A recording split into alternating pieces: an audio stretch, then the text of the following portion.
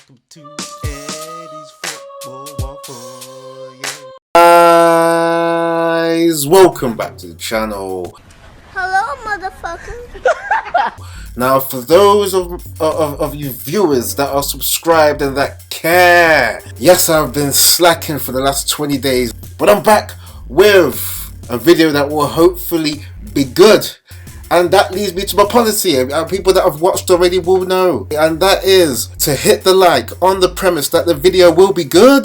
Good! It's good! It's good! And if not, you can feel guilty about rescinding your like if you were to go and watch a tramp in the street entertaining you and you don't even drop a penny. For shame! Now, I know everyone and their dog has been talking about Ronaldo, but I felt, even though I'm always late, let me still get in my 2 cents. Let me still get in my bummy 2 cents on this Ronaldo debacle, and that is what it is. It is what it is. It is what it is. A complete debacle. Ronaldo fanboys are seeing it as martyrdom. Ronaldo's put himself on the line to expose the Glazers, to tell it how it is. We already know how shitty the Glazers are. We already know things that are going on. There's constant leaks, there's all this shit. It just seems like Ronaldo's picked this kind of time to conflate all of the problems. His problems, Man United's problems from last season, into this one interview, because he has lost his mind from finally being a player that's fallen out of favour. I know that was coming. He's had 2 decades at the top and has never been out of favour, and this shows that he's not really thinking that straight. Okay, let's look at it. Putting family over football was a main thing that I was backing. Obviously, that goes without saying. He put that in the interview. That's cool. He's right. But it made you miss pre-season, okay? And regardless of the reason, if you're behind on someone on the manager's project, that's gonna make you fall out of favour. That's not disrespect, yeah. And even if you were, even if Ronaldo was at pre-season, he does not match what Ten Hag wants in terms of a high-energy person up front, someone that can link up play, all of these kind of things that Ronaldo is stiffening at. Day by day, he's getting more stiff, more old. Ten Hag likes younger players. Don't hate the player, hate the game, son. So, this was always going to happen, where you're not going to play as many games. This is not disrespect. This has happened to loads of players. This is the climate of football. When a player doesn't suit a manager's style, guess what? The transfer window happens and they're out. Ten Hag has had enough patience with Ronaldo. Even when Ronaldo was walking out of stadiums during friendlies, like against Rayo Vallecano, and he didn't. Ten Hag, stone cold Ten Hag, didn't make that much of a fuss because other players did it too. Gave him a pass. And then Ronaldo's in this interview with fucking Piers Morgan, the worst media whore. I mean, Ronaldo saying he didn't even know whether he regretted leaving the stadium. That shows where Ronaldo's morality compass is at. He thinks he's above everything. And when you think you're above everything, that means you can take liberties. And that, over the course of history, we know that that's when people get away with crimes. People take advantage of loads of situations. Ronaldo, you're a great player, but you should not be above the law. Exactly. People are saying, "Oh, Piers Morgan, he's led Ronaldo." What? Ronaldo went to Piers Morgan. He went to his house.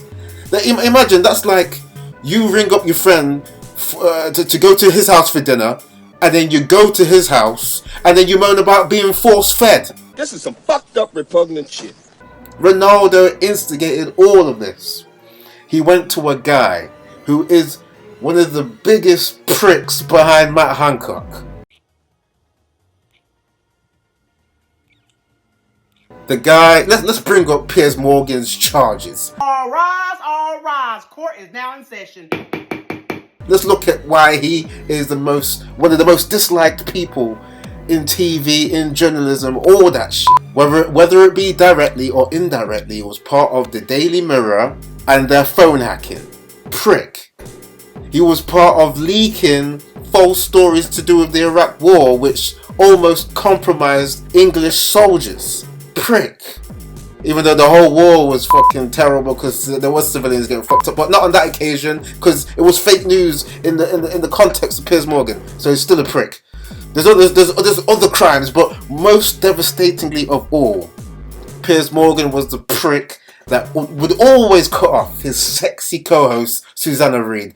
Do you know do you mind if I ask this question? You can, but I just want to put you up on that one point. No, it's important. I was going to ask about turnout amongst younger voters. No, this is a bit of a myth about young people.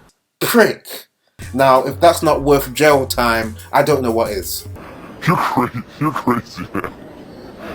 You're crazy. I like you, but you're crazy. Now, this so-called club legend, Ronaldo, went to this kind of character to expose all of the dirty laundry. This is the character that Ronaldo thought would be someone that would be great to confide in, yeah? To really be someone that has a moral compass, yeah? No. Hell no! No! It's just someone that's going to pander to his ego, which reflects where Ronaldo's mind is at. Okay, they say opposites attract, but we also know similar pricks attract each other, and that is Piers Morgan and Ronaldo are both egotistical, both self-absorbed. Okay, because come on, man, come on. Let's look at what Ten Hag has overlooked with Ronaldo. Overlooked this guy leaving matches, refusing to come on in matches. He's giving them the captain's armband. Fucking hell. To show respect to him. He didn't put him on against Man City when United were getting butchered. He said, okay, I got respect for Ronaldo, not to put him on. He took him out of the firing line. All these things he's done to try and handle Ronaldo, and still Ronaldo is going to say he doesn't respect the manager.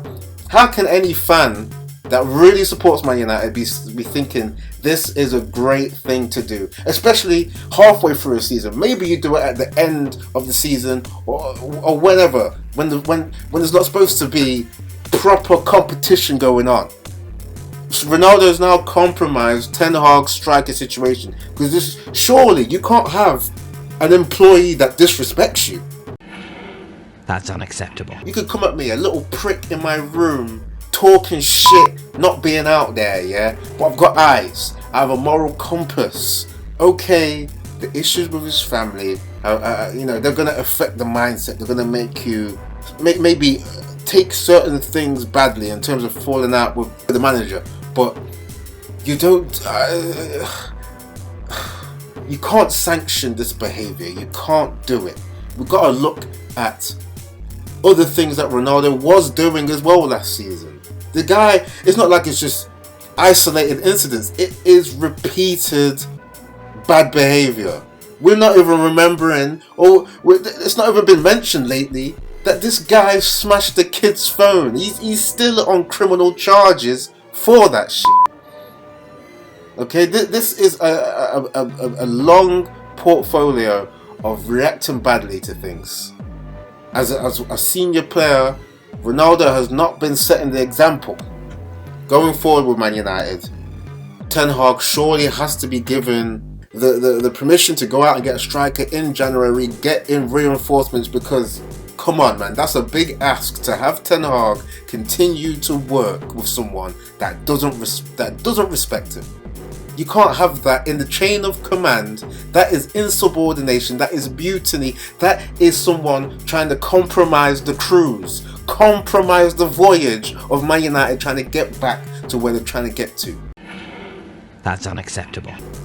So maybe the worst case scenario is that they have Ronaldo still be in the team, but he's in the reserves. So imagine he's still paying the guy $500,000 and he's just playing with the kids.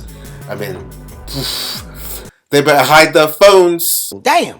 Anyway, get in your comments. Tell me what your 2 cents is, what you think is going to happen. Hit the like and subscribe, and peace.